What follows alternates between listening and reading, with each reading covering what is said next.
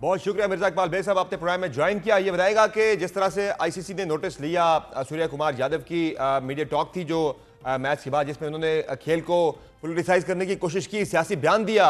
उसके बाद फिर अगले मैच में पाकिस्तानी जो खिलाड़ी थे वो भी भारतीय शायकीन की होटिंग पे या बाकी किसी और वजह से वो भी बड़े जज्बाती हो गए और आज उस पर फैसला भी आ गया। 30% जो है सूर्य कुमार यादव को मैच फीस जो है वो जुर्माना हुआ है, हारिस रऊफ को भी 30% हुआ है, जबकि जो सबजादा फरहान हैं उन्हें वार्न करके छोड़ दिया गया है। क्या कहेंगे? आईसीसी ने फिर बिलाखिर नोटिस ले लिया। जिस तरह से भारत ने खेल को सियासतदा करने की कोशिश की थी, बेहतर एफर्ट है ये, अच्छी एफर्ट है ये?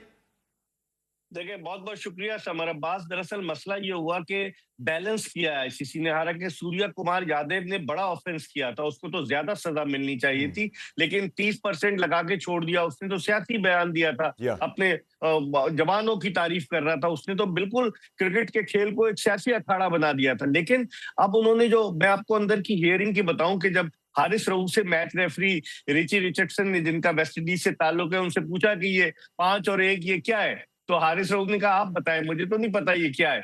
तो वो बड़ा परेशान हुआ।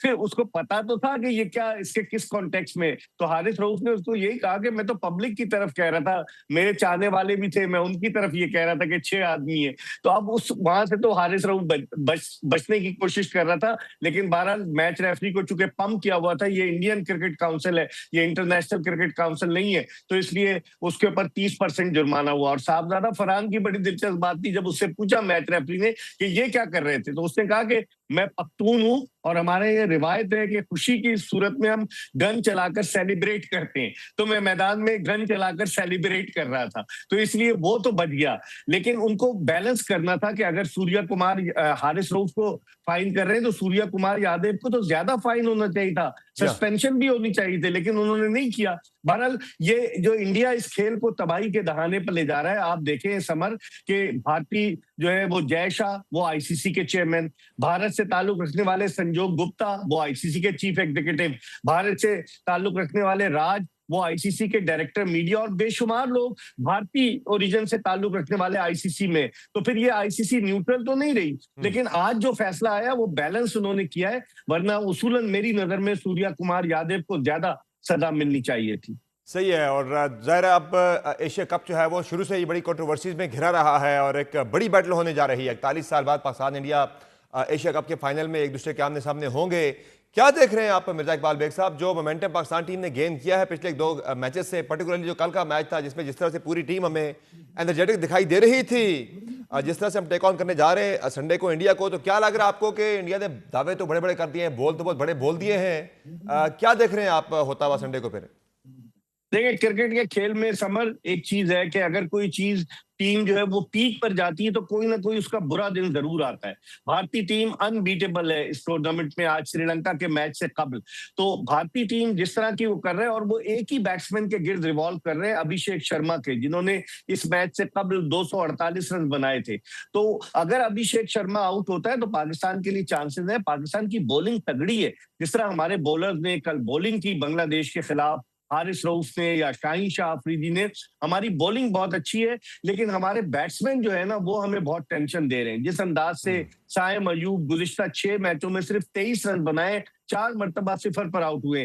कप्तान जो है वो सलमान अली आगा वो रन स्कोर नहीं कर रहे। फखर जमान कभी करते हैं कभी नहीं करते। साहबजादा फरहान ने एक मैच में किए, दूसरे मैच में फेल हो गए। तो ये हमारी बैटिंग जो है वो हमारा वीक पॉइंट होगी। लेकिन जिस तरह का जज्बा आया है, जैसे पाकिस्तान ने श्रीलंका को 134 रन नहीं कर दे दिया, हराया, और जिस तरह से पाकिस्तान ने बांग्लादेश को कल हराया, उसको 134 रन तो पाकिस्तान ने कर लिए श्रीलंका के खिलाफ, लेकिन बांग्लादेश को कल जो हराया 135 रन करके, तो पाकिस्तान का जो कॉन्फिडेंस है वो स्काई हाई है। और मुझे उम्मीद है कि अब पाकिस्तानी टीम हैट्रिक नहीं करने देगी भारतीय टीम को। तो क्या समझते हैं मिर्जा इकबाल बेग साहब, पाकिस्तान को सेम कॉम्बिनेशन के साथ ही फाइनल में जाना चाहिए या कुछ तब्दीलियां टीम में होनी चाहिए?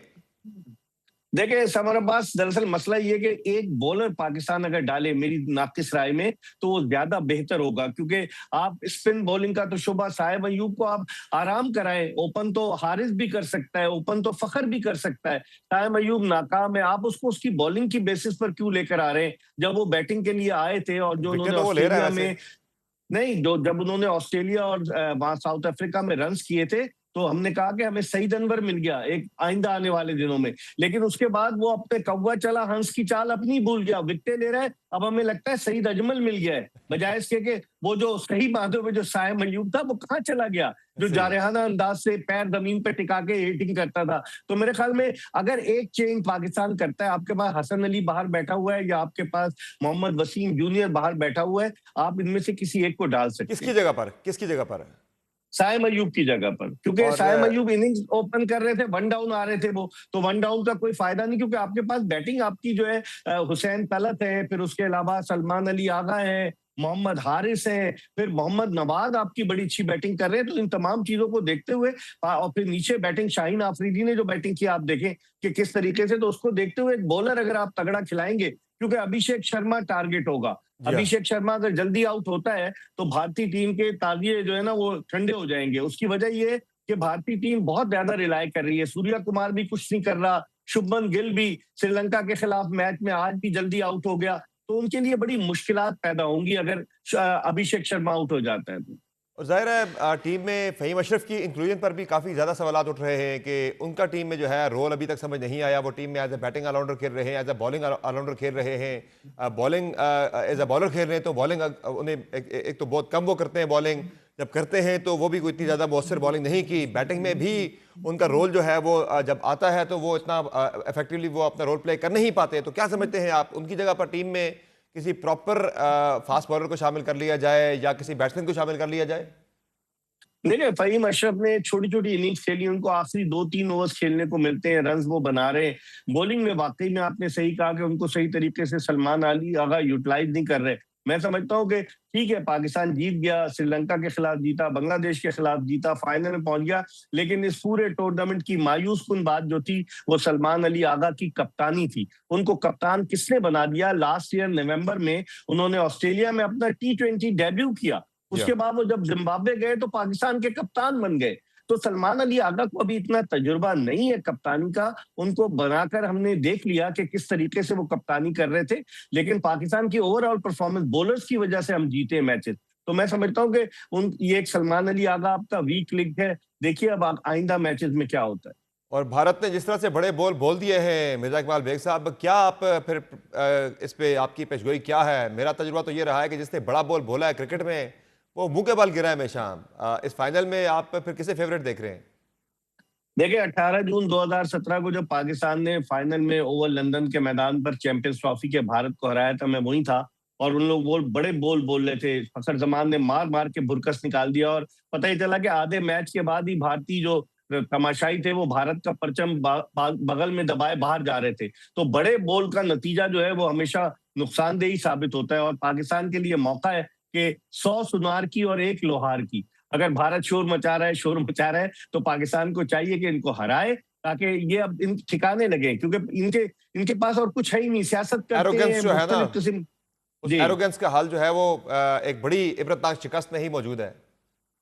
बिल्कुल सही कह रहे हैं, अल्लाह करे पाकिस्तान जीते। मैं ये कह रहा हूँ ना, अभिषेक शर्मा अगर जल्दी आउट होता है कल, पाकिस्तान के लिए बड़ा मौका होगा, और पाकिस्तानी बैट्समैनों को भी थोड़ी जिम्मेदारी का मुजाहरा करना पड़ेगा। कल बांग्लादेशी बॉलर्स के खिलाफ जैसे हमने बैटिंग की कि पहले साहबजादा आउट हो गए, फिर उसके बाद फखर आउट हो गए, तो वो हमारे लिए बड़ी मुश्किल सूरत हाल है। भारतीय बॉलिंग बनिस्बत बांग्लादेश के ज्यादा बेहतर है। बिल्कुल, बहुत शुक्रिया मिर्जा इकबाल बेग साहब, आपने प्रोग्राम में ज्वाइन